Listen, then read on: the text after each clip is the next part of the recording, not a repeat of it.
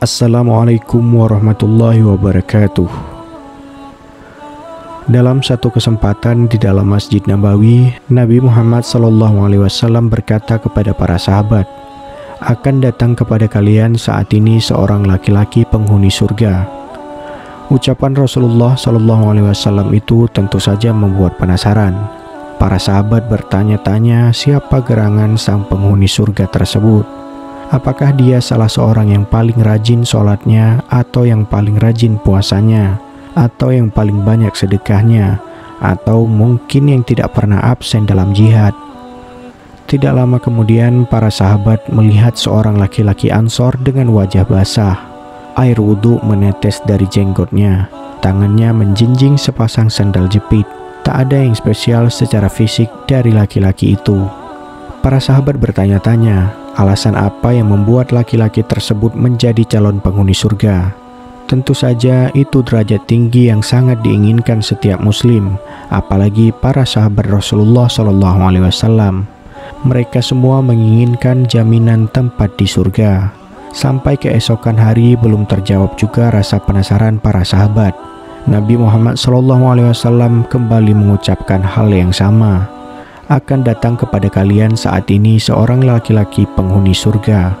Para sahabat pun kembali penasaran, bertanya-tanya siapa lagi yang dipastikan merasakan nikmat Allah Subhanahu wa Ta'ala yang kekal itu. Namun justru laki-laki dengan wajah basah dan membawa sepasang sandal jepit itu lagi yang muncul. Para sahabat semakin bertanya-tanya, tapi tidak ada satupun yang berani bertanya kepada Rasulullah SAW. Hingga ketiga kalinya Nabi Muhammad SAW mengucapkan hal yang sama. Namun tetap saja yang muncul adalah laki-laki yang tadi. Para sahabat pun yakin laki-laki itulah calon penghuni surga. Tetapi tidak ada satupun sahabat yang mengetahui alasan dibalik Allah Subhanahu wa Ta'ala memasukkan laki-laki tersebut ke golongan yang selamat pada hari akhir. Para sahabat merasa tidak enak hati jika menanyakan hal itu kepada Rasulullah SAW. Para sahabat terus dirundung rasa keingintahuan. Salah satu sahabat yang amat penasaran, yakni Abdullah bin Amr bin As, memilih inisiatif untuk mencari tahu sendiri. Pada suatu hari, Abdullah bin Amr bin As bermaksud mengikuti laki-laki itu. Ia pun membuntutinya hingga tiba di rumah calon penghuni surga tersebut. Abdullah berpikir cara agar bisa mengetahui amalan apa yang mengantarkan pria itu meraih keistimewaan sebagai calon penghuni surga. Ia kemudian menyapa pria tersebut dan bermaksud meminta izin menginap di rumahnya. Abdullah ingin tinggal di sana agar dapat mengetahui amalan si calon penghuni surga. "Aku telah bertengkar dengan ayahku, kemudian aku bersumpah untuk tidak mendatanginya selama 3 hari. Jika boleh, aku ingin tinggal bersamamu selama 3 hari, ujar Abdullah kepada laki-laki itu. Si calon penghuni surga tersebut dengan senang hati menyambut Abdullah. "Tentu, silahkan," ujarnya gembira. Maka tinggallah Abdullah di rumah calon penghuni surga itu selama 3 hari. Selama tinggal di sana, Abdullah mengamati setiap ibadah dan amalan yang dilakukan oleh si calon penghuni surga. Hari pertama, dia tidak menemukan adanya amalan spesial dari laki-laki itu. Kemudian pada hari kedua, ibadahnya masih sama, tidak ada yang istimewa. Hingga hari ketiga, Abdullah tidak juga menemukan ibadah yang luar biasa dari si laki-laki yang berhasil meraih keutamaan surga tersebut. Abdullah hanya melihat ibadah si laki-laki yang biasa. Ia hanya menjalankan ibadah yang wajib. Bahkan di sepertiga malam, pria itu tidak pernah bangun untuk sholat tahajud. Luput dari sholat malam, pria calon penghuni surga itu pun tidak menjalankan puasa sunnah. Namun Abdullah juga tak pernah mendengar pria tersebut berbicara kecuali ucapan yang baik. 3 hari terlewat tanpa menemukan jawaban apapun. Bahkan hampir saja Abdullah meremehkan amalan si calon penghuni surga jika tidak mendapat jawaban sebelum pamit.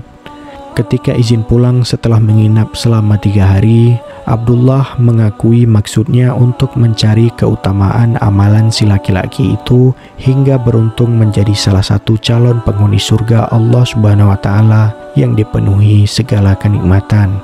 Kepada pria itu, Abdullah berkata, "Wahai hamba Allah, sesungguhnya tidak pernah terjadi pertengkaran antara aku dan ayahku. Tujuanku menginap di rumahmu adalah karena aku ingin tahu amalan apa yang membuatmu menjadi calon penghuni surga sebagaimana yang disabdakan Rasulullah. Aku bermaksud dengan melihat amalanmu itu, kemudian aku akan menirunya supaya bisa menjadi sepertimu. Tapi ternyata kau tidak terlalu banyak beramal kebaikan. Amalan apa yang sebenarnya kau lakukan hingga kau mampu mencapai sesuatu yang dikatakan Rasulullah sebagai penghuni surga?" tanyanya. Laki-laki itu pun tersenyum dan menjawab ringan, "Aku tidak memiliki amalan kecuali semua yang telah engkau lihat selama 3 hari ini." Jawabannya itu tak memuaskan hati Abdullah bin Amr. Namun ketika Abdullah melangkah keluar dari rumah, laki-laki tersebut memanggilnya. Ia berkata kepada Abdullah, "Benar, amalanku hanya yang engkau lihat. Namun aku tidak pernah berbuat curang kepada seorang pun, baik kepada muslimin ataupun selainnya. Aku juga tidak pernah iri ataupun hasad kepada seseorang atas karunia yang telah diberikan Allah kepadanya." Mendengar perkataan tersebut, takjublah Abdullah bin Amr bin As. Ia yakin sifat tidak pernah iri, dengki, dan hasad membuat pria itu masuk surga. Ia pun malu karena banyak dari muslimin yang tidak memperhatikan akhlak tersebut. Tak hanya ibadah semata yang mengantarkan manusia merasakan surga Allah Subhanahu wa Ta'ala, tetapi juga amalan kebaikan, termasuk sifat dan akhlakul karimah.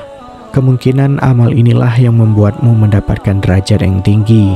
Ini adalah amalan yang sangat sulit dilakukan, ujar Abdullah girang mendapat jawaban sekaligus pelajaran berharga. Tidak sia-sia Abdullah menginap 3 hari di rumah si calon penghuni surga. Ia akhirnya mendapat pelajaran yang patut dicontoh oleh dirinya sendiri dan oleh kaum muslimin. Berdasarkan kisah tersebut, banyak pelajaran yang dapat dipetik oleh kaum muslimin.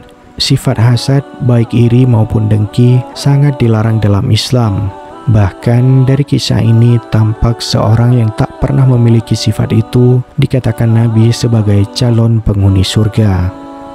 Wallahu a'lam bishawab.